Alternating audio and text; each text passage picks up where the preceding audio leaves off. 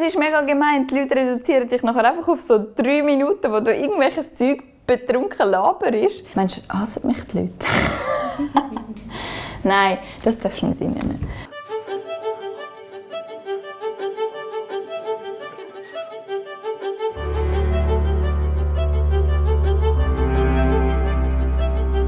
Ich bin Helen und ich beklage mich heute über nervige Leute im Fitness. Die schlimmsten sind die, die sich einfach noch irgendwie selbst darstellen müssen. On the way to the gym, Snapchat-Story.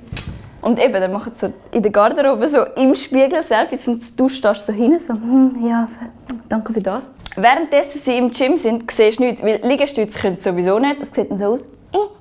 Und dann gibt es noch die sich extra schminken für den Sport. Das sind die Schlimmsten. In der Garderobe, dort artet es amigs komplett aus, was ich schon gesehen habe. Ich habe schon mal eine gesehen, die hat sich die Schamhaare geföhnt. Wer föhnt sich seine Schamhaare? Es gibt noch mehr zu Frauen. Es gibt einfach die Leute, die während der Lektion einfach permanent am Schnurren sind. Permanent. Und irgendwie dann stehen sie irgendwie im Weg. Letztens bin ich mal in eine reingerannt, weil sie einfach unbedingt neben ihrer Kollegin rennen. Sport ist nicht da für das Kaffeekränzchen. Es gibt schon einfach die ins Gym gehen und nur so Sit-Ups machen. Nein, nicht Sit-Ups. Vielleicht so Klimmzüge, nur Klimmzüge. Und den Rest der Zeit, neben den Klimmzügen, schauen sie einfach so allen Frauen auf den Arsch. Ich meine, dann gang einfach nicht. Gang einfach, keine Ahnung. Schau die im Porno, ich weiss doch auch nicht. Das geht nicht. Nein. Die ohne T-Shirt in den Sport gehen, finde ich einfach scheiße.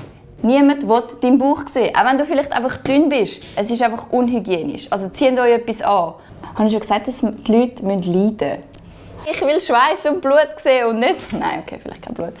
Das ist einfach so der Ort, wo man rauskommen kann und komplett kaputt und aussehen wie so eine Tomate und irgendwie komplett Schweiß überströmt. Es ist okay und man fühlt sich gut, aber nicht no, ich bin gerade im Gym. Hey, schau, ich bin gerade im Gym. Einfach nicht. Und einfach föhnt nicht eure Schamhaare. Oh mein Gott.